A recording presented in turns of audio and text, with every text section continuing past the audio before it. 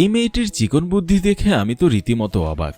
এই মেয়েটি তার বাড়িতে করা প্রতিদিনের কাজের ছোটখাটো ট্রিক্স ভিডিও করে রেখে আমাদের মাঝে শেয়ার করেছে, যা দেখে আপনিও আপনার জীবনে এরকম ছোটখাটো ট্রিক্সগুলো ব্যবহার করে উপকৃত হতে পারেন। যেমন এই মেয়েটি দীর্ঘদিন ফ্রিজে লেবু সংগ্রহ করে রাখে না। যখন লেবুর বাজার মূল্য কম থাকে তখন একসাথে অনেকগুলো লেবু কিনে লেবু থেকে রস বের করে এবং তা ডিপ ফ্রিজে আইস বক্সে রেখে আইস করার পর আইস বক্স থেকে আইস বের করে প্যাকেজিং করে পুনরায় ডিপ ফ্রিজে রেখে দেয়। এবার তার যখন লেবুর প্রয়োজন হয় তখন সে ডিপ ফ্রিজ থেকে লেমন আইস বের করে সেটাকে তরল করে ব্যবহার করে। আমাদের দেশে রমজান মাসে লেবুর দাম অনেক বেশি হয়ে থাকে, তাই আমাদের দেশের মানুষরা এই ট্রিক্স ব্যবহার করলে অনেক উপকৃত হতে পারে।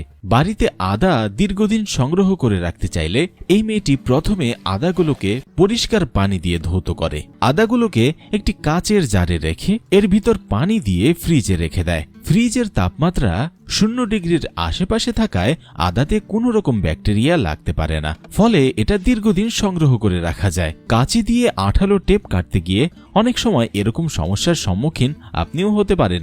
এই সমস্যার সমাধান হিসেবে এই মেয়েটি কাঁচিতে এভাবে ভ্যাসলিন মেখে নেয়, তারপর যত আঠালো টেপই থাকুক না কেন তা স্মুথলি কাটা যাবে। আবার আপনি জুতা পরিষ্কার করার পর এটা শুকানোর জন্য যেখানে সেখানে না রেখে এক ধরনের হ্যাঙ্গার পাওয়া যায়, যেখানে 2টা জুতা বাঁধানোর হুক থাকে। স্ক্রিনে দেখানো উপায়ে হ্যাঙ্গারের হুকের সাথে জুতা ঝুলিয়ে আপনি এভাবেও শুকাতে পারেন। এরকম ভাবে সিস্টেম করে জুতা শুকালে খুব সহজেই জুতা শুকিয়ে যাবে। এবার দেখানো সিস্টেমটা আমার কাছে চমৎকার লেগেছে। নষ্ট কলম ও প্লাস্টিকের বোতল দিয়ে সুন্দর একটি কলমদানি তৈরি করে ফেলল।